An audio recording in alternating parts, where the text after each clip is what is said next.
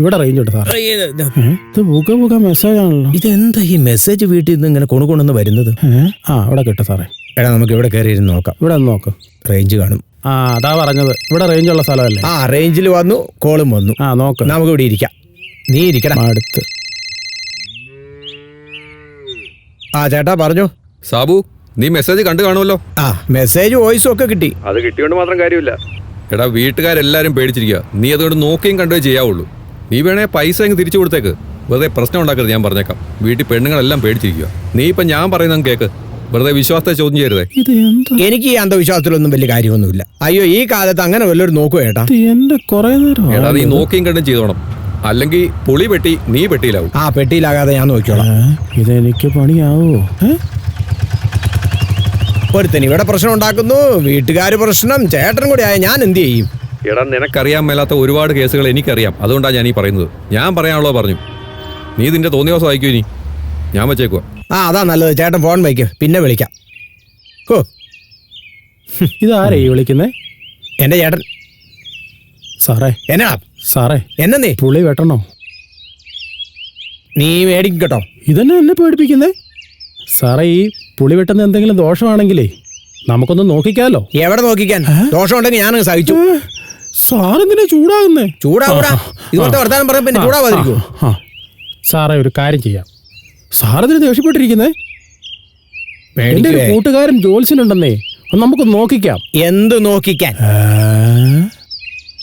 നോക്കിക്കൊന്നും വേണ്ട. ഈ ആധുനിക യുഗത്തിലാ നോട്ടം. സാറേ, പുളി വെട്ടണ്ട. പുളി വെട്ടാൻ തീരുമാനിച്ചാണെ വെട്ടും. വെട്ടിക്കും. അതെ, വീട്ടുകാരൊക്കെ പറഞ്ഞതല്ലേ. വീട്ടുകാരങ്ങനെ പലതും പറയും, ഞാൻ തീരുമാനിക്കുമെന്ന് നടക്കും. അതാ അപ്പൊ. സാറേ സാറേ, എന്നാ ചായ കുടിക്കാം. എന്നാ ചായ കുടിക്കാം. എന്റെ പൊന്നോ സാറേ, നമ്മള് പോകുന്നതേ ഒരു ന്യൂജൻ ജോത്സ്യന്റെ വീണ്ടും ഞാൻ ജോത്സ്യൊന്നും അല്ല. സാറിന് കാണുമ്പോ അവിടെ ചെല്ലുമ്പോ മനസ്സിലാവും. സാറേ, പോകുന്ന വഴിക്ക് ചായക്കട കയറുന്നു, ചായ കുടിക്കുന്നു, കൂടെ ഒരു പഴംപൊരി. എങ്ങനെയാ? ഒന്ന് വേഗം കയറി. കാർത്തിയാനി ഉണ്ടാക്കി വെച്ച പണിയോ, അതുകൊണ്ടാ നീയൊക്കെ പറയുന്നത് ഞാൻ കേൾക്കേണ്ടി വരുന്നത്. അതെ സാറേ, കാർത്തിയാനി ചേച്ചി പറഞ്ഞാലും കാര്യമുണ്ടെന്നേ.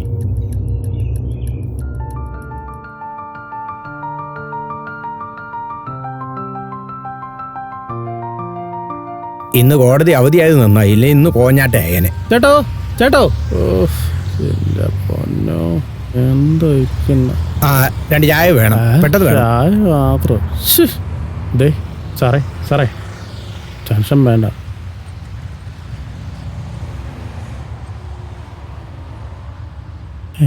ഇതിപ്പോ പഴംപൊരി ഇല്ലേ? ഇത്രയും മതി. ചായ മാത്രമേ ഉള്ളൂ. ഇയാള് കുടി. ചായ മാത്രമേ ഉള്ളൂ. ഇത് ചായക്ക് ചായ. അതേ സാറേ, ആ കാര്യം ഒന്ന് സീരിയസ് ആയിട്ട് ആലോചിച്ച്. എടാ, എന്നെ പോലെ ഒരു ക്രിസ്ത്യാനി ഈ ജോൾസിന്റെ പുറകെ പോകുന്നത് നാണക്കേടാ.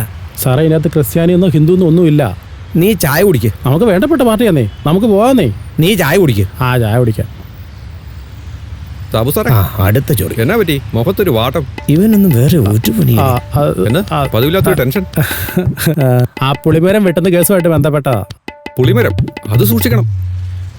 ഞാനൊരു ജോത്സ്യന്റെ കാര്യം ഞാൻ പറഞ്ഞു സാറിനോട്. ജോത്സ്യൻ എന്റെ കൂട്ടുകാരനാന്നേ. കൂട്ടുകാരനാണോ?